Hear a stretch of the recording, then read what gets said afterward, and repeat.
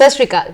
ਦੂਰਦਰਸ਼ਨ ਦੇਖ ਰਹੇ ਮੇਰੇ ਸਾਰੇ ਦਰਸ਼ਕਾਂ ਦਾ ਮੈਂ ਮੁਸਕਾਨ ਸ਼ਰਮਾ ਨਿੱਘਾ ਸਵਾਗਤ ਕਰਦੀ ਹਾਂ ਪ੍ਰੋਗਰਾਮ ਕਾਨੂੰਨੀ ਨੁਕਤੇ 'ਚ। ਦੋਸਤੋ, ਜਿਵੇਂ ਕਿ ਤੁਹਾਨੂੰ ਪਤਾ ਹੈ ਕਿ ਇਸ ਪ੍ਰੋਗਰਾਮ ਦਾ ਮੂਲ ਮਕਸਦ ਇਹ ਹੈ ਕਿ ਅਸੀਂ ਆਪਣੇ ਦਰਸ਼ਕਾਂ ਨੂੰ ਉਹਨਾਂ ਦੇ ਹੱਕਾਂ ਦੇ ਬਾਰੇ ਜਾਗਰੂਕ ਕਰਵਾ ਸਕੀਏ। ਉਸ ਦੇ ਨਾਲ ਇਹ ਵੀ ਕੋਸ਼ਿਸ਼ ਕੀਤੀ ਜਾਂਦੀ ਹੈ ਕਿ ਹਰ ਹਫਤੇ ਇੱਕ ਨਵੇਂ ਕਾਨੂੰਨ ਉੱਤੇ ਚਰਚਾ ਕਰੀਏ ਤਾਂ ਜੋ ਉਹਨਾਂ ਦੇ ਗਿਆਨ ਅਤੇ ਜਾਣਕਾਰੀ ਦੇ ਵਿੱਚ ਭਰਪੂਰ ਵਾਧਾ ਹੋ ਸਕੇ। ਇਸ ਦੇ ਨਾਲ ਹੀ ਜੇ ਅੱਜ ਦੇ ਵਿਸ਼ੇ ਬਾਰੇ ਅਸੀਂ ਗੱਲ ਕਰੀਏ, ਸਾਡਾ ਅੱਜ ਦਾ ਵਿਸ਼ਾ ਹੈ ਜ਼ਰੂਰਤਮੰਦਾਂ ਲਈ ਮੁਫਤ ਕਾਨੂੰਨੀ ਸਹਾਇਤਾ ਅਤੇ ਰਾਸ਼ਟਰੀ ਲੋਕ ਅਦਾਲਤ ਦਾ ਆਯੋਜਨ। ਦੋਸਤੋ, ਬਹੁਤ ਸਾਰੇ ਏਦਾਂ ਦੇ ਸਾਡੇ ਪੱਧਰ ਦੇ ਲੋਕ ਨੇ ਜਿਨ੍ਹਾਂ ਨੂੰ ਨਹੀਂ ਪਤਾ ਕਿ ਜੇ ਉਹਨਾਂ ਦੇ ਨਾਲ ਕੋਈ ਜੁਰਮ ਹੋ ਜਾਵੇ ਤੇ ਉਹਨਾਂ ਨੂੰ ਕਿੱਥੇ ਜਾਣਾ ਚਾਹੀਦਾ ਹੈ, ਕਿਉਂਕਿ ਉਹ ਪ੍ਰਾਈਵੇਟ ਵਕੀਲ ਕਰਨ ਦੇ ਚੱਕਰ ਦੇ ਵਿੱਚ ਫਸ ਜਾਂਦੇ ਨੇ। ਤੇ ਸਾਡੇ ਸਰਕਾਰ ਨੇ ਬਹੁਤ ਸਾਰੀਆਂ ਏਦਾਂ ਦੀਆਂ ਯੋਜਨਾ ਬਣਾਈਆਂ ਗਈਆਂ ਨੇ ਜਿਨ੍ਹਾਂ ਨੇ ਉਹਨਾਂ ਦੀ ਮਦਦ ਕਰਨ ਦੀ ਬਹੁਤ ਕੋਸ਼ਿਸ਼ ਕੀਤੀ ਹੈ। ਅੱਜ ਅਸੀਂ ਇਹਨਾਂ ਗੱਲਾਂ ਬਾਰੇ ਹੀ ਵਿਸਤਾਰ ਦੇ ਵਿੱਚ ਗੱਲ ਕਰਾਂਗੇ ਤੇ ਉਸ ਤੋਂ ਪਹਿਲਾਂ ਮੈਂ ਤੁਹਾਨੂੰ ਸਾਰਿਆਂ ਨੂੰ ਰੂਬਰੂ ਕਰਾਉਣਾ ਚਾਹੁੰਦੀ ਹਾਂ ਸਾਡੇ ਬਹੁਤ ਹੀ ਖਾਸ ਮਹਿਮਾਨ, ਜਿਨ੍ਹਾਂ ਦਾ ਨਾਮ ਹੈ ਮਿਸ ਏਕਤਾ ਉੱਪਲ, ਜੋ ਸੀਜੀਐਮ ਕਮ ਸੈਕਟਰੀ ਨੇ district legal service authority Ferozepur ਦੇ। ਮੈਂ ਮੈਮ ਦਾ ਬਹੁਤ ਸਵਾਗਤ ਕਰਦੀ ਹਾਂ। ਸਤਿ ਸ਼੍ਰੀ ਅਕਾਲ। ਥੈਂਕ ਯੂ ਮੈਮ, ਧੰਨਵਾਦ ਜੀ। ਜਿਵੇਂ ਕਿ ਮੈਮ ਅਸੀਂ ਗੱਲ ਕਰ ਰਹੇ ਸੀਗੇ ਕਿ ਜ਼ਿਲ੍ਹਾ ਕਾਨੂੰਨ ਸੇਵਾ ਅਥਾਰਟੀ ਜਿਹੜੀ ਬਣਾਈ ਗਈ ਹੈ, ਤੁਸੀਂ ਸਾਨੂੰ ਵਿਸਤਾਰ ਦੇ ਵਿੱਚ ਤੇ ਸਾਡੇ ਦਰਸ਼ਕਾਂ ਨੂੰ ਦੱਸੋ ਕਿ ਇਹ ਕੀ ਹੈ। ਜੀ, ਸਭ ਤੋਂ ਪਹਿਲਾਂ ਤੇ ਦੂਰਦਰਸ਼ਨ ਦੇ ਸਾਰੇ ਦਰਸ਼ਕਾਂ ਦਾ ਮੈਂ ਤਹਿ ਦਿਲੋਂ ਧੰਨਵਾਦ ਕਰਦੀ ਹਾਂ ਅਤੇ ਤੁਹਾਨੂੰ ਧੰਨਵਾਦ ਕਰਦੀ ਹਾਂ ਕਿ ਜਿਨ੍ਹਾਂ ਨੇ ਅੱਜ ਜ਼ਿਲ੍ਹਾ ਕਾਨੂੰਨੀ ਸੇਵਾ ਦਫ਼ਤਰ ਫਿਰੋਜ਼ਪੁਰ ਨੂੰ ਅੱਜ ਇਹ ਪਲੇਟਫਾਰਮ ਦਿੱਤਾ ਕਿ ਅਸੀਂ ਆਪਣੇ ਆਫਿਸ ਬਾਰੇ ਅਤੇ ਇਸ ਦੀਆਂ ਸਰਵਿਸਿਜ਼ ਬਾਰੇ ਲੋਕਾਂ ਨੂੰ ਦੱਸ ਸਕੀਏ, ਕਿਉਂਕਿ ਇਹ ਇੱਕ ਪੀਪਲ ਸੈਂਟਰਿਕ ਫੋਰਮ ਹੈ।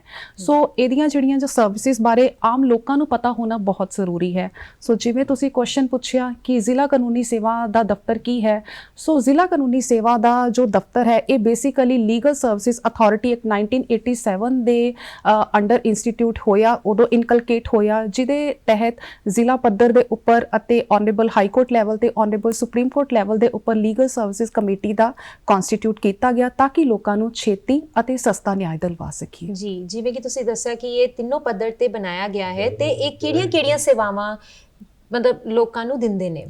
ਬੇਸਿਕਲੀ ਜ਼ਿਲ੍ਹਾ ਕਾਨੂੰਨੀ ਸੇਵਾ ਦਫ਼ਤਰ ਵੱਲੋਂ ਮੁਫਤ ਕਾਨੂੰਨੀ ਸਹਾਇਤਾ, ਮੁਫਤ ਕਾਨੂੰਨੀ ਸਲਾਹ ਮਸ਼ਵਰੇ, ਮੀਡੀਏਸ਼ਨ ਦੀਆਂ ਪ੍ਰੋਸੀਡਿੰਗਸ, ਕੰਸੀਲੀਏਸ਼ਨ ਦੀਆਂ ਪ੍ਰੋਸੀਡਿੰਗਸ, ਆਰਗੇਨਾਈਜੇਸ਼ਨ ਆਫ ਦੀ ਲੋਕ ਅਦਾਲਤਸ, ਸਪੈਸ਼ਲ ਲੋਕ ਅਦਾਲਤਸ, ਨੈਸ਼ਨਲ ਲੋਕ ਅਦਾਲਤਸ, ਮੰਥਲੀ ਲੋਕ ਅਦਾਲਤਸ, ਲੀਗਲ ਅਵੇਅਰਨੈਸ ਪ੍ਰੋਗਰਾਮਸ, ਜੋ ਸੋਸ਼ਲ ਅਵੇਅਰਨੈਸ ਦੇ ਪ੍ਰੋਗਰਾਮਸ ਨੇ ਉਹਨਾਂ ਦੇ ਨਾਲ ਅਤੇ ਵੇਰੀਅਸ ਅਦਰ ਇੰਸਟੀਟਿਊਟ ਦੇ ਨਾਲ ਕੋਲੈਬੋਰੇਟ ਕਰਕੇ ਲੀਗਲ ਸਰਵਿਸਿਜ਼ ਕੈਂਪਸ ਲਗਾਏ ਜਾਂਦੇ ਨੇ। ਡੋਰ ਟੂ ਡੋਰ ਕੈਂਪੇਨਿੰਗ ਕੀਤੀ ਜਾਂਦੀ ਹੈ ਸੋ ਦੈਟ ਕਿ ਡਿਸਪੈਂਸੇਸ਼ਨ ਆਫ ਜਸਟਿਸ ਹੈ ਜਿਹੜੀ ਇਹ ਸਮੂਥ ਵੇ ਦੇ ਨਾਲ ਹਰ ਇੱਕ ਨੂੰ ਐਕਸੈਸਿਬਲ ਹੋਵੇ।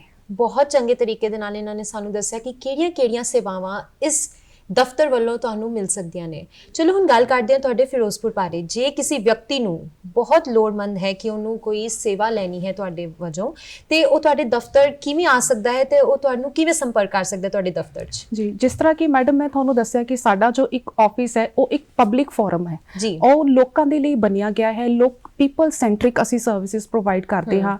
ਸੋ ਲੋਕਾਂ ਦਾ ਇੱਥੇ ਪਹੁੰਚ ਹੈ, ਉਸ ਨੂੰ ਸੁਖਾਲਾ ਕਰਨਾ ਸਾਡਾ ਇੱਕ ਜੋ ਪਰਸਨਲ ਮੋਟਿਵ ਹੈ ਔਰ ਸਾਡਾ ਇੱਕ ਮੇਨ ਐਮਫੈਸਿਸ ਵੀ ਉਸ ਦੇ ਉੱਪਰ ਰਹਿੰਦਾ ਹੈ।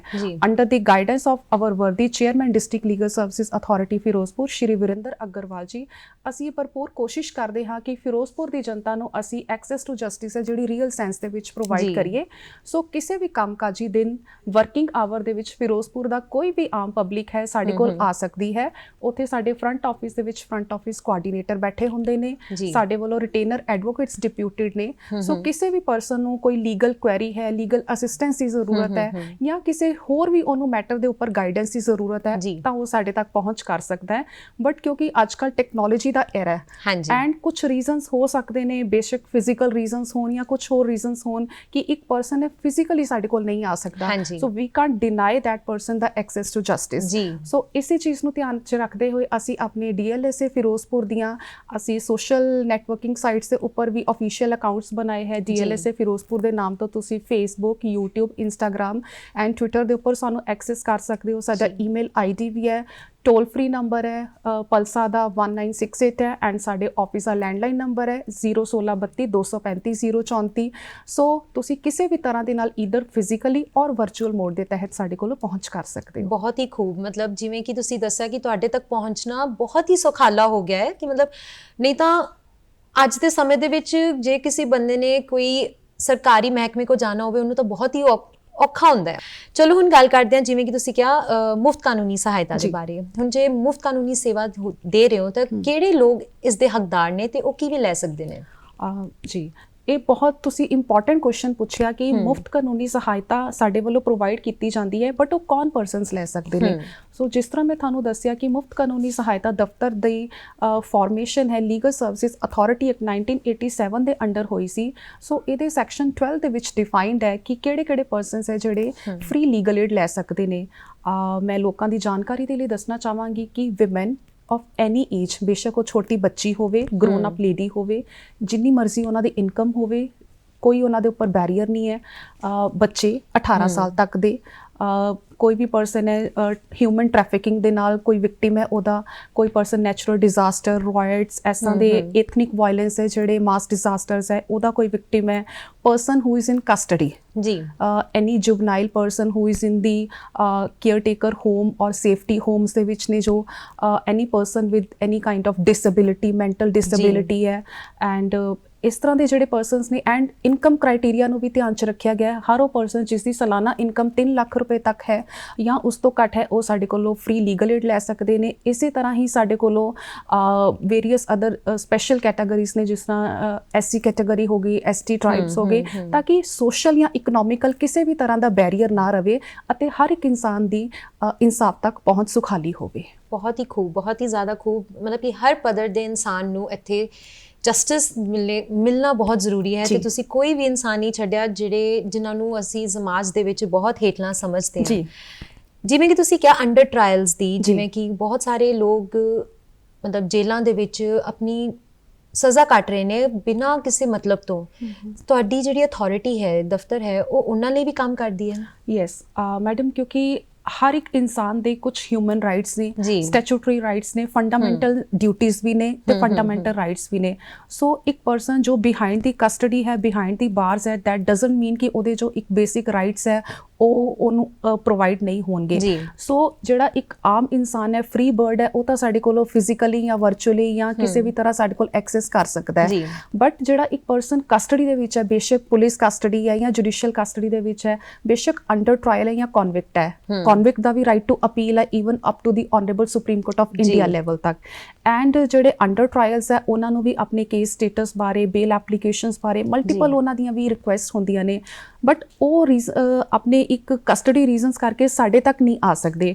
ਸੋ ਇਸੇ ਬੈਰੀਅਰ ਨੂੰ ਕਵਰ ਅਪ ਕਰਨ ਦੇ ਲਈ ਜ਼ਿਲ੍ਹਾ ਕਾਨੂੰਨੀ ਸੇਵਾ ਦਫ਼ਤਰ ਵੱਲੋਂ ਹਰ ਇੱਕ ਸੈਂਟਰਲ ਜੇਲ੍ਹ ਦੇ ਵਿੱਚ, ਸਾਡੇ ਕੋਲੋਂ ਫਿਰੋਜ਼ਪੁਰ ਸੈਂਟਰਲ ਜੇਲ੍ਹ ਹੈ ਜਿੱਥੇ ਸਾਡੇ ਕੋਲ more than 1300 under trials presently house ਨੇ, ਐਂਡ ਕਨਵਿਕਟਸ ਨੇ ਸਾਡੇ ਕੋਲ। ਡਿਸਟ੍ਰਿਕਟ ਫਾਜ਼ਿਲਕਾ ਦੇ ਵੀ ਉੱਥੇ ਅੰਡਰ ਟ੍ਰਾਇਲਸ ਨੇ, ਸਾਡੇ ਕੋਲ ਮੋਗਾ ਡਿਸਟ੍ਰਿਕਟ ਦੇ ਵੀ ਨੇ। ਸੋ ਵੇਰੀਅਸ ਅਦਰ ਡਿਸਟ੍ਰਿਕਟਸ ਦੇ ਸਾਡੇ ਕੋਲ ਉੱਥੇ ਅੰਡਰ ਟ੍ਰਾਇਲਸ ਐਂਡ ਕਨਵਿਕਟਸ ਨੇ। ਉਹਨਾਂ ਦੇ ਲਈ ਅਸੀਂ ਇੱਕ ਪੈਰਾ ਲੀਗਲ ਵੋਲੰਟੀਅਰ ਨੇ ਜੋ ਕਿ ਸਾਡੇ ਆਫਿਸ ਵੱਲੋਂ ਡਿਪਿਊਟਡ ਨੇ। ਹੀ ਇਜ਼ ਡਿਪਿਊਟਡ ਇਨ ਦੀ ਸੈਂਟਰਲ ਜੇਲ੍ਹ। ਉਹ ਉੱਥੇ ਜੇਲ੍ਹ ਵਿੱਚ ਲੋਕਾਂ ਨੂੰ ਜੋ ਵਿਚਾਰਧੀਨ ਕੈਦੀ ਨੇ ਜਾਂ ਹਵਾਲਾਤੀ ਨੇ ਉਹਨਾਂ ਨੂੰ ਪਰਸਨਲੀ ਜਾ ਕੇ ਮਿਲਦੇ ਨੇ। ਸਾਡੇ ਵੱਲੋਂ ਉੱਥੇ ਇੱਕ ਲੀਗਲ ਏਡ ਕਲੀਨਿਕ ਖੋਲ੍ਹਿਆ ਗਿਆ ਹੈ and every person is informed over there.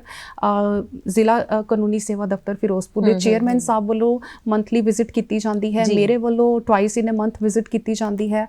Panel advocates ਨੂੰ ਅਸੀਂ ਡਿਪਿਊਟ ਕੀਤਾ ਹੋਇਆ ਹੈ, ਨਾ ਸਿਰਫ ਫਿਰੋਜ਼ਪੁਰ ਦੇ ਬਲਕਿ ਅਸੀਂ ਸਬ ਡਿਵੀਜ਼ਨ ਜ਼ੀਰਾ ਅਤੇ ਗੁਰੂ ਹਰਸਹਾਏ ਦੇ ਐਡਵੋਕੇਟਸ ਨੂੰ ਵੀ ਡਿਪਿਊਟ ਕੀਤਾ ਹੋਇਆ ਹੈ ਤਾਂ ਕਿ ਉਹ ਸਾਡੇ ਤੱਕ ਨਹੀਂ ਪਹੁੰਚ ਸਕਦੇ ਬਟ ਅਸੀਂ ਉਹਨਾਂ ਤੱਕ ਪਹੁੰਚ ਕੇ ਉਹਨਾਂ ਦੀਆਂ ਪ੍ਰੋਬਲਮ ਸੁਣਦੇ ਹਾਂ। ਐਂਡ ਨਾ ਸਿਰਫ ਸੁਣਦੇ ਹਾਂ ਬਲਕਿ ਜਿਹੜੀਆਂ ਸਾਡੇ ਪੱਧਰ ਤੇ ਕਰਨ ਵਾਲੀਆਂ ਹੁੰਦੀਆਂ ਨੇ ਉਹਨਾਂ ਦਾ ਨਿਪਟਾਰਾ ਕੀਤਾ ਜਾਂਦਾ ਹੈ ਅਤੇ ਜਿਹੜੀਆਂ ਵੇਰੀਅਸ ਡਿਸਟ੍ਰਿਕਟਸ ਨਾਲ ਪਰਟੇਨ ਕਰਦੀਆਂ ਨੇ ਅਦਰ ਡਿਸਟ੍ਰਿਕਟਸ ਨਾਲ ਉਹਨਾਂ ਨੂੰ ਥਰੂ ਪ੍ਰੋਪਰ ਚੈਨਲ ਉਹਨਾਂ ਦੇ ਲਈ ਕਮਿਊਨੀਕੇਟ ਕੀਤਾ ਜਾਂਦਾ ਹੈ।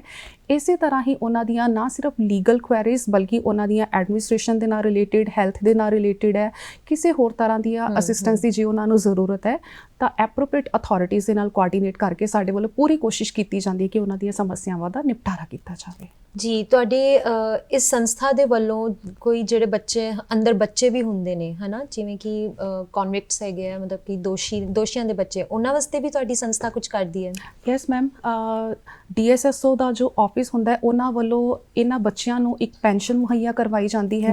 ਸੋ ਅਸੀਂ ਟਾਈਮ ਟੂ ਟਾਈਮ ਰੀਸੈਂਟਲੀ ਹੀ ਮੈਂ ਹੁਣ ਚੇਅਰਮੈਨ ਸਾਹਿਬ ਜੀ ਦੀ ਗਾਈਡੈਂਸ ਦੇ ਅਕੋਰਡਿੰਗਲੀ ਅਸੀਂ ਉੱਥੇ ਜਾ ਕੇ ਫਿਰੋਜ਼ਪੁਰ ਸੈਂਟਰਲ ਜੇਲ੍ਹ ਦੇ ਵਿੱਚ ਅਵੇਅਰਨੈਸ ਪ੍ਰੋਗਰਾਮ ਲਗਾਇਆ ਸੀਗਾ ਜਿੱਥੇ ਅਸੀਂ ਉਹਨਾਂ ਨੂੰ ਨੂੰ ਜਾ ਕੇ ਅਵੇਅਰ ਕੀਤਾ ਲੇਡੀਜ਼ ਨੂੰ, ਸਪੈਸ਼ਲੀ ਜਿਹੜੀਆਂ ਅੰਡਰ ਟਰਾਇਲ ਲੇਡੀਜ਼ ਨੇ ਉਹਨਾਂ ਨੂੰ ਅਸੀਂ ਜਾ ਕੇ ਦੱਸਿਆ ਕਿ ਤੁਹਾਡੇ ਬੱਚਿਆਂ ਦੇ ਲਈ ਵੀ ਸਾਡੇ ਵੱਲੋਂ ਐਪਰੋਪ੍ਰੀਏਟ ਹੈ ਜੋ ਰਿਡਰੈਸਲ ਫੋਰਮ ਪ੍ਰੋਵਾਈਡ ਕੀਤੀ ਗਈ ਹੈ, ਮੈਕੈਨਿਜ਼ਮ ਪ੍ਰੋਵਾਈਡ ਕੀਤਾ ਗਿਆ ਹੈ।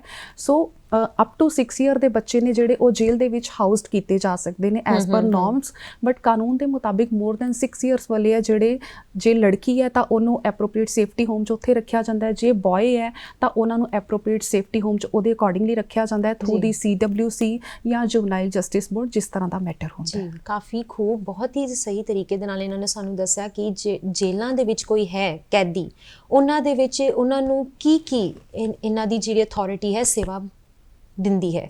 ਹੁਣ ਅਸੀਂ ਗੱਲ ਕਰਦੇ ਹਾਂ ਕਿ ਸਿਰਫ ਜ਼ਿਲ੍ਹਾ ਪੱਧਰ ਤੇ, ਜਿਵੇਂ ਤੁਸੀਂ ਕਿਹਾ ਕਿ ਹਾਈ ਕੋਰਟ ਤੇ ਸੁਪਰੀਮ ਕੋਰਟ ਦੇ ਵਿੱਚ ਵੀ ਤੁਸੀਂ ਸੇਵਾ ਲੈ ਸਕਦੇ ਹੋ, ਤੇ ਜੇ ਕੋਈ ਤੁਹਾਡੇ ਕੋਈ ਆਂਦਾ ਹੈ ਕਿ ਸਾਨੂੰ ਹਾਈ ਕੋਰਟ ਦੇ ਵਿੱਚ ਕੇਸ ਲਾਣਾ ਹੈ, ਤੇ ਤੁਹਾਡੀ ਅਥਾਰਟੀ ਜਾਂ ਤੁਹਾਡੀ ਸੰਸਥਾ ਕਿਵੇਂ ਉਹਨਾਂ ਦੀ ਮਦਦ ਕਰਦੀ ਹੈ?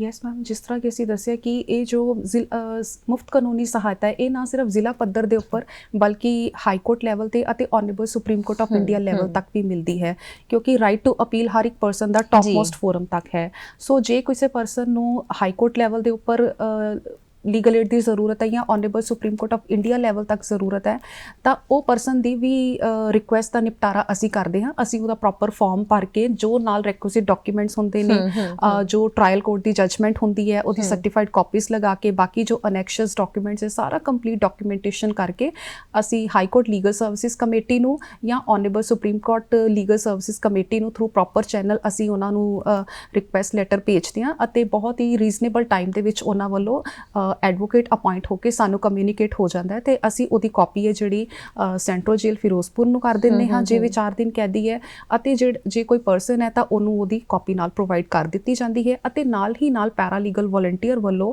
ਉਹਨਾਂ ਦੇ ਐਡਵੋਕੇਟ ਸਾਹਿਬਾਨ ਦੇ ਨਾਲ ਉਹਨਾਂ ਦੀ ਇੱਕ ਵਾਰੀ ਗੱਲ ਵੀ ਕਰਵਾ ਦਿੱਤੀ ਜਾਂਦੀ ਹੈ। ਜਿਹੜਾ ਵਿਅਕਤੀ ਮੁਫਤ ਕਾਨੂੰਨੀ ਸੇਵਾ ਲੈ ਰਿਹਾ ਹੈ ਉਹਨੂੰ ਕਿਸੇ ਵੀ ਤਰ੍ਹਾਂ ਦੀ ਕੋਈ ਫੀਸ ਜਾਂ ਕੁਝ ਦੇਣ ਦੀ ਲੋੜ ਪੈਂਦੀ ਹੈ ਇਹਦੇ ਵਿੱਚ? ਜੀ, ਜਿਸ ਤਰ੍ਹਾਂ ਕਿ ਮੈਡਮ ਇਹਦਾ ਨਾਮ ਹੀ ਹੈ ਮੁਫਤ ਕਾਨੂੰਨੀ ਸਹਾਇਤਾ, ਜੀ। ਸੋ ਮੁਫਤ means free of cost, but ਇਹਦਾ ਇੱਕ ਮਿਸਨੋਮਰ ਇਹ ਜਾਂਦਾ ਹੈ ਕਿ ਇਹ ਬਿਲਕੁਲ ਫ੍ਰੀ ਆਫ ਕਾਸਟ ਹੈ। Yes, it is free of cost but for the beneficiary, ਜਿਹੜਾ ਪਰਸਨ ਇਹਨੂੰ ਅਵੇਲ ਕਰ ਰਿਹਾ ਉਹਦੇ ਲਈ ਫ੍ਰੀ ਆਫ ਕਾਸਟ ਹੈ। ਬਟ ਜਿਸ ਤਰ੍ਹਾਂ ਅਸੀਂ ਦੱਸਿਆ ਕਿ ਅਸੀਂ ਇਹਦੇ ਵਿੱਚ ਤੁਹਾਨੂੰ ਪੈਨਲ ਐਡਵੋਕੇਟਸ ਦੇ ਥਰੂ ਅਸੀਂ ਤੁਹਾਨੂੰ ਲੀਗਲ ਸਰਵਿਸਿਜ਼ ਪ੍ਰੋਵਾਈਡ ਕਰਦੇ ਹਾਂ, ਲੀਗਲ ਅਸਿਸਟੈਂਸ ਪ੍ਰੋਵਾਈਡ ਕਰਦੇ ਹਾਂ। ਸੋ ਜੇ ਕਿਸੇ ਪਰਸਨ ਨੂੰ ਬੈਨੀਫੀਸ਼ੀਅਰੀ ਜੋ ਕਿ ਸੈਕਸ਼ਨ 12 ਦਾ ਕ੍ਰਾਈਟੇਰੀਆ ਫੁਲਫਿਲ ਕਰਦਾ ਹੈ ਔਰ ਉਹਨੂੰ ਅਸੀਂ ਲੀਗਲ ਏਡ ਪ੍ਰੋਵਾਈਡ ਕਰਦੇ ਹਾਂ, ਤਾਂ ਉਹਨਾਂ ਨੂੰ ਜਿਹੜੇ ਅਸੀਂ ਪੈਨਲ ਐਡਵੋਕੇਟ ਡਿਪਿਊਟ ਕਰਦੇ ਹਾਂ, ਬੇਸ਼ੱਕ ਹੈੱਡਕੁਆਟਰ ਤੋਂ ਜਾਂ ਸਬ ਡਿਵੀਜ਼ਨਸ ਤੱਕ, ਨੋਰਮਸ ਦੇ ਅਕੋਰਡਿੰਗਲੀ ਉਹਨਾਂ ਦੀਆਂ ਜੋ ਸਰਵਿਸਿਜ਼ ਦੇ ਰੈਮੂਨਰੇਸ਼ਨ ਹੈ ਉਹ ਜ਼ਿਲ੍ਹਾ ਕਾਨੂੰਨੀ ਸੇਵਾ ਦਫ਼ਤਰ ਵੱਲੋਂ ਦਿੱਤੇ ਜਾਂਦੇ ਹੈ to the advocate, and this is inclusive of ਦਾ drafting charges also, court fees charges also, witnesses ਦੀ ਸਮਨਿੰਗ ਕਰਾਉਣੀ ਹੈ ਉਹਦੇ ਵੀ ਚਾਰजेस ਸਾਡੇ ਵੱਲੋਂ ਪੇ ਕੀਤੇ ਜਾਂਦੇ ਨੇ। ਜੇ ਹੋਰ ਕਿਸੇ ਵੀ ਤਰ੍ਹਾਂ ਦੀ ਡਾਕੂਮੈਂਟੇਸ਼ਨ ਦੀ ਐਕਸਪੈਂਸਿਸ ਦੀ ਜ਼ਰੂਰਤ ਹੁੰਦੀ ਹੈ, so it's all in all a one under one roof package, ਤੁਹਾਡੀ ਅਥਾਰਟੀ ਹੀ ਹੈ ਸਾਰਾ, ਕਿ beneficiary doesn't have to pay anything for that. ਜੀ, ਬਹੁਤ ਖੂਬ।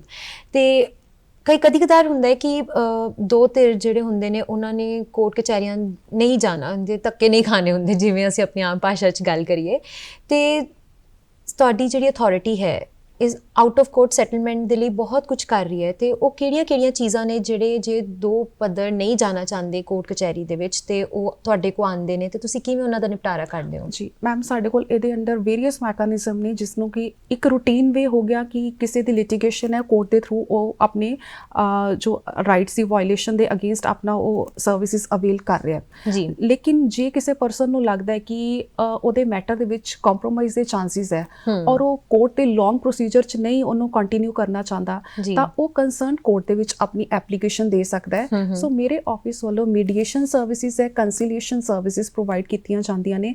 ਮੀਡੀਏਸ਼ਨ ਇਜ਼ ਵਿਚੋਲਗਿਰੀ ਇਜ਼ ਕਿ ਦੋ ਧਿਰਾਂ ਨੂੰ ਸਾਹਮਣੇ ਬੁਲਾ ਕੇ ਉਹਨਾਂ ਨੂੰ ਪੁੱਛਿਆ ਜਾਂਦਾ ਵੀ ਤੁਹਾਡੀ ਕੀ ਪ੍ਰੋਬਲਮ ਹੈ।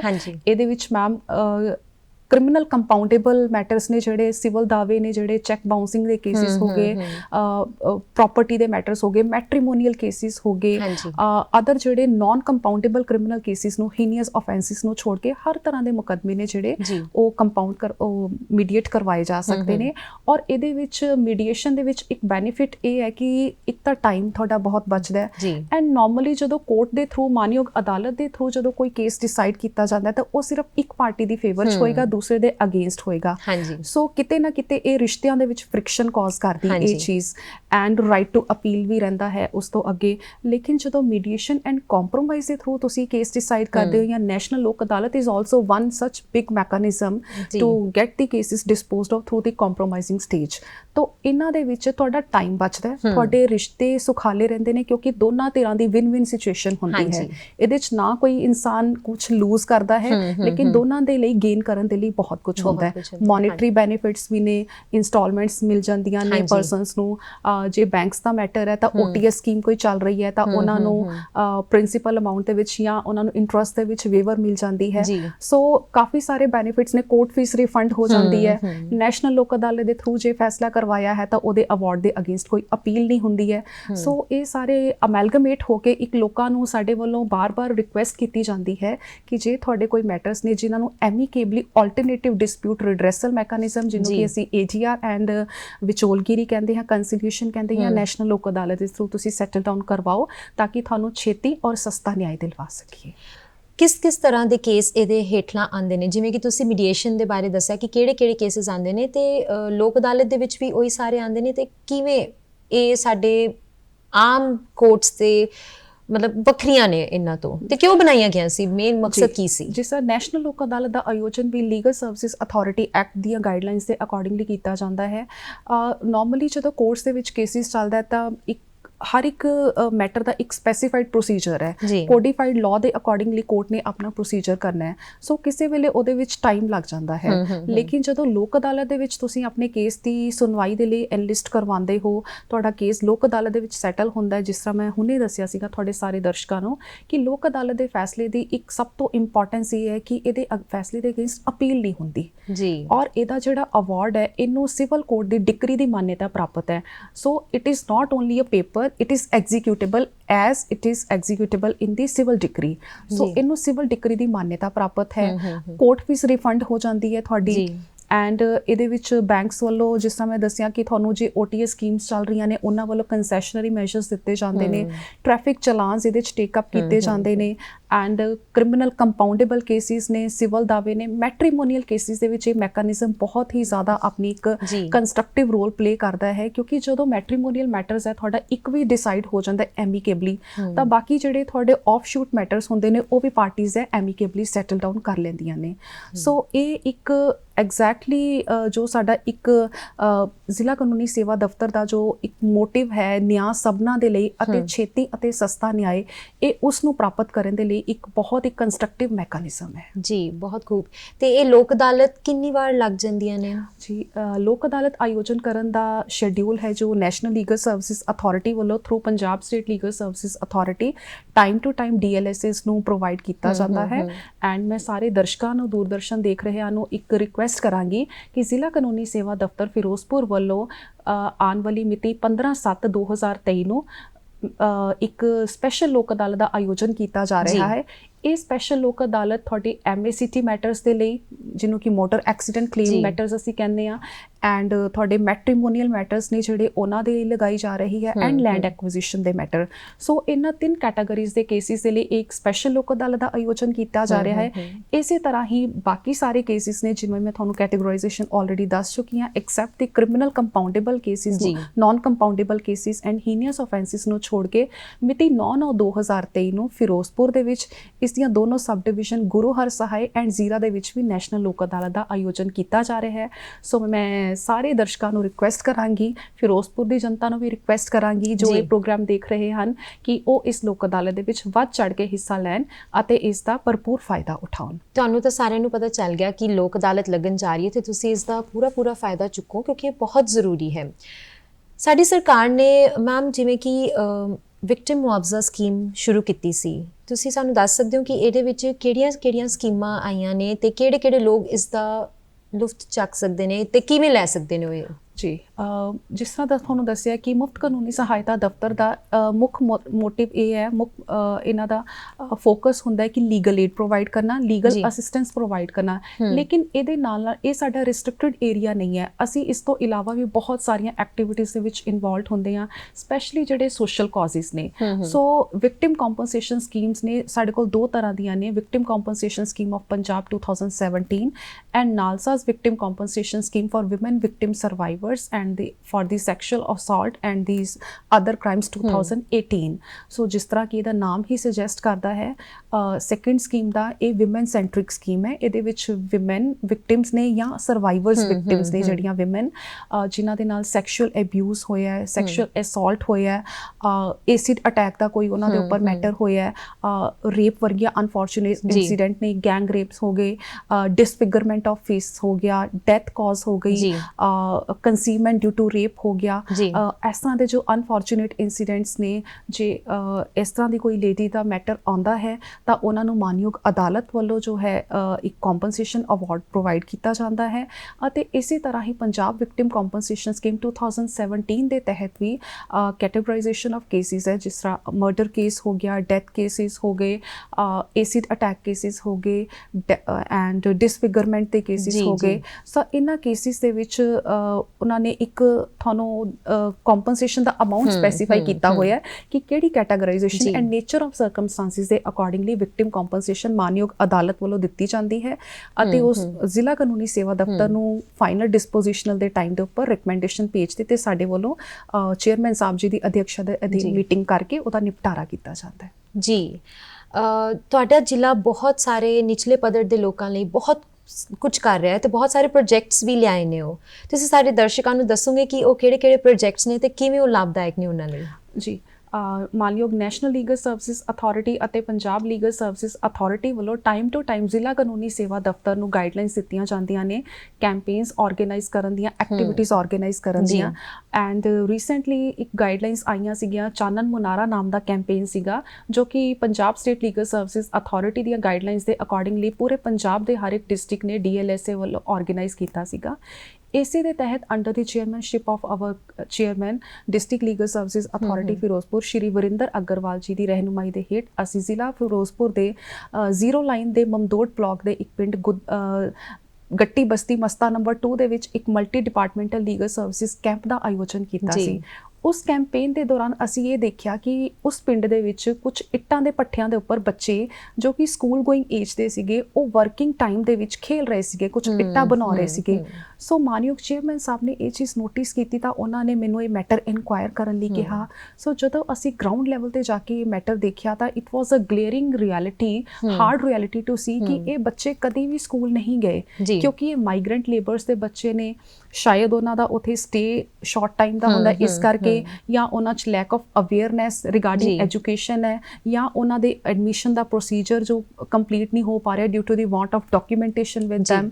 ਸੋ ਇਸੇ ਤਹਿਤ ਸਾਡੇ ਵੱਲੋਂ ਫਿਰ ਇੱਕ ਪ੍ਰੋਗਰਾਮ ਉਲੀਕਿਆ ਗਿਆ ਜਿਸ ਦਾ ਅਸੀਂ ਨਾਮ ਰੱਖਿਆ ਅੰਧੇਰੇ ਸੇ ਉਜਾਲੇ ਕੀ ਔਰ। ਸੋ ਇਸ ਦੇ ਤਹਿਤ ਅਸੀਂ ਫਿਰੋਜ਼ਪੁਰ ਦੇ ਸਾਰੇ ਹੀ ਇੱਟਾਂ ਦੇ ਪੱਠਿਆਂ ਦਾ ਟੋਟਲ 78 ਇੱਟਾਂ ਦੇ ਪੱਠਿਆਂ ਦਾ ਸਰਵੇ ਕੀਤਾ, 2 ਸਲਮ ਏਰੀਆਜ਼ ਦਾ ਸਰਵੇ ਕੀਤਾ, ਅਤੇ ਜਿੱਥੋਂ ਅਸੀਂ ਟੋਟਲ 1154 ਬੱਚਿਆਂ ਦੀ ਲਿਸਟ ਬਣਾਈ ਜੋ ਕਿ ਅਪ ਟੂ 14 ਈਅਰ ਏਜ ਦੇ ਸੀਗੇ। ਸਾਡਾ ਫੰਡਾਮੈਂਟਲ ਰਾਈਟ ਵੀ ਹੈ, ਕਨਸਟੀਟਿਊਸ਼ਨ ਪ੍ਰੋਵਾਈਡ ਕਰਦਾ ਹੈ, ਰਾਈਟ ਟੂ ਐਜੂਕੇਸ਼ਨ ਐਕਟ ਦੇ ਅੰਡਰ ਵੀ up to 14 year 6 to 14 year ਦੇ ਬੱਚਿਆਂ ਦੀ ਐਜੂਕੇਸ਼ਨ ਫ੍ਰੀ ਹੈ। ਸੋ ਇਹਨਾਂ ਬੱਚਿਆਂ ਦੀ ਅਸੀਂ ਲਿਸਟ ਬਣਾ ਕੇ ਅਸੀਂ DEO ਪ੍ਰਾਇਮਰੀ ਫਿਰੋਜ਼ਪੁਰ ਦੇ ਨਾਲ ਮੀਟਿੰਗਸ ਕੀਤੀਆਂ ਔਰ ਉਹਨਾਂ ਦੀ ਪ੍ਰੋਪਰ ਕੋਆਰਡੀਨੇਸ਼ਨ ਦੇ ਨਾਲ ਟਿਲ ਡੇਟ ਹੈ ਫਿਰੋਜ਼ਪੁਰ ਜ਼ਿਲ੍ਹਾ ਕਾਨੂੰਨੀ ਸੇਵਾ ਦਫ਼ਤਰ ਦੇ ਕੋਆਰਡੀਨੇਸ਼ਨ ਦੇ ਨਾਲ ਸਾਡੇ ਵੱਲੋਂ ਇਸ ਪ੍ਰੋਜੈਕਟ ਦੇ ਤਹਿਤ ਟੋਟਲ 654 ਬੱਚੇ ਨੇ ਜੋ ਇੱਟਾਂ ਦੇ ਪੱਠਿਆਂ ਦੇ ਔਰ ਸਲਮ ਏਰੀਆਜ਼ ਦੇ ਨੇ, ਉਹ ਅੱਜ ਫਿਰੋਜ਼ਪੁਰ ਦੇ ਸਰਕਾਰੀ ਪ੍ਰਾਇਮਰੀ ਅਤੇ ਮਿਡਲ ਸਕੂਲਾਂ ਦੇ ਵਿੱਚ ਐਜੂਕੇਸ਼ਨ ਲੈ ਰਹੇ ਨੇ। ਅਤੇ ਇੱਕ ਚੀਜ਼ ਮੈਂ ਜ਼ਰੂਰ ਸ਼ੇਅਰ ਕਰਾਂਗੀ ਕਿ ਇੱਥੇ ਹੀ ਕਿ ਰੀਸੈਂਟਲੀ ਮੈਨੂੰ DEO ਪ੍ਰਾਇਮਰੀ ਫਿਰੋਜ਼ਪੁਰ ਨੇ ਦੱਸਿਆ ਕਿ ਇਹਨਾਂ ਦੇ ਵਿੱਚੋਂ ਹੀ ਇੱਕ ਇੱਟਾਂ ਦੇ ਪੱਠਿਆਂ ਦਾ ਜੋ ਬੱਚੇ ਆਲਰੇਡੀ ਜਾ ਰਹੇ ਸੀਗੇ ਉਹਨਾਂ ਵਿੱਚੋਂ ਇੱਕ ਬੱਚੇ ਨੇ 500 ਆਊਟ ਆਫ 500 ਮਾਰਕਸ ਸਿਕਿਉਰ ਕੀਤੇ ਕਿਆ ਨੇ ਬਾਤ ਹੈ। ਇਨ ਦੀ 5th ਟਰਮ ਐਗਜ਼ਾਮੀਨੇਸ਼ਨ। ਸੋ ਇਹ ਇੱਕ ਸਾਰੇ ਬੱਚਿਆਂ ਦੇ ਲਈ ਇਨਸਪੀਰੇਸ਼ਨ ਹੈ ਜੀ। ਅਤੇ ਬਾਕੀ ਵੀ ਬੱਚਿਆਂ ਦਾ ਐਡਮਿਸ਼ਨ ਪ੍ਰੋਸੈਸ ਹੈ ਜੋ ਅਸੀਂ ਚਲਾ ਰਹੇ ਹਾਂ ਐਂਡ ਨਾਲ ਹੀ ਨਾਲ ਇਹ ਵੀ ਇਨਸ਼ੋਰ ਕਰ ਰਹੇ ਹਾਂ ਕਿ ਜਿਹੜੇ ਬੱਚੇ ਹੁਣ ਸਕੂਲ ਜਾ ਰਹੇ ਨੇ ਹਾਂਜੀ। ਉਹਨਾਂ ਦੀ ਕੰਸਿਸਟੈਂਸੀ ਹੋਵੇ, ਹਾਂਜੀ। ਉਹਨਾਂ ਦੀ ਐਜੂਕੇਸ਼ਨ ਪ੍ਰੋਪਰ ਹੋਵੇ, ਤਾਂ ਕਿ ਇਹਨਾਂ ਬੱਚਿਆਂ ਦੀ ਜ਼ਿੰਦਗੀ ਦੇ ਵਿੱਚ ਜੋ ਇੱਕ ਅਵਿਦਿਆ ਦਾ ਅੰਧੇਰਾ ਸੀਗਾ ਉਹਨੂੰ ਅਸੀਂ ਐਗਜ਼ੈਕਟਲੀ ਜੋ ਸਾਡਾ ਇੱਕ ਪ੍ਰੋਜੈਕਟ ਦਾ ਨਾਮ ਸੀਗਾ ਉਹਨੂੰ ਵਿਦਿਆ ਦੇ ਥਰੂ ਅਸੀਂ ਉਹਨਾਂ ਦੀ ਜ਼ਿੰਦਗੀ ਦੇ ਵਿੱਚ ਖੁਸ਼ੀਆਂ ਦਾ ਅਤੇ ਸਕਸੈਸ ਦਾ ਚਾਨਣ ਕਰੀਏ। ਬਹੁਤ ਹੀ ਵਧੀਆ ਇਹਨਾਂ ਨੇ ਜਿਸ ਪ੍ਰੋਜੈਕਟ ਬਾਰੇ ਸਾਨੂੰ ਦੱਸਿਆ ਤੇ ਬਹੁਤ ਹੀ ਬੱਚੇ ਇਸ ਪ੍ਰੋਜੈਕਟ ਦੇ ਹੇਠ ਇਸ ਦਾ ਲੁਫਤ ਉਠਾ ਰਹੇ ਨੇ ਤੇ ਬਹੁਤ ਹੀ ਵਧੀਆ ਰਿਜ਼ਲਟ ਵੀ ਦੇਖਣ ਨੂੰ ਮਿਲਿਆ ਹੈ। ਬਹੁਤ ਹੀ ਜ਼ਿਆਦਾ ਜਾਣਕਾਰੀ ਭਰਪੂਰ ਸੈਸ਼ਨ ਸੀ ਮੈਮ ਤੁਹਾਡੇ ਦੇ ਨਾਲ ਤੇ ਮੈਂ ਤੁਹਾਡਾ ਬਹੁਤ-ਬਹੁਤ ਧੰਨਵਾਦ ਕਰਦੀ ਹਾਂ। ਧੰਨਵਾਦ ਮੈਮ ਜੀ, ਤੇ ਅਸੀਂ ਫਿਰ ਮਿਲਾਂਗੇ ਤੁਹਾਨੂੰ ਅਗਲੇ ਹਫਤੇ ਇੱਕ ਨਵੇਂ ਕਾਨੂੰਨ ਅਤੇ ਇੱਕ ਨਵੀਂ ਸ਼ਖਸੀਅਤ ਦੇ ਨਾਲ। ਉਨੀ ਦੇਰ ਲਈ ਸਤਿ ਸ਼੍ਰੀ ਅਕਾਲ।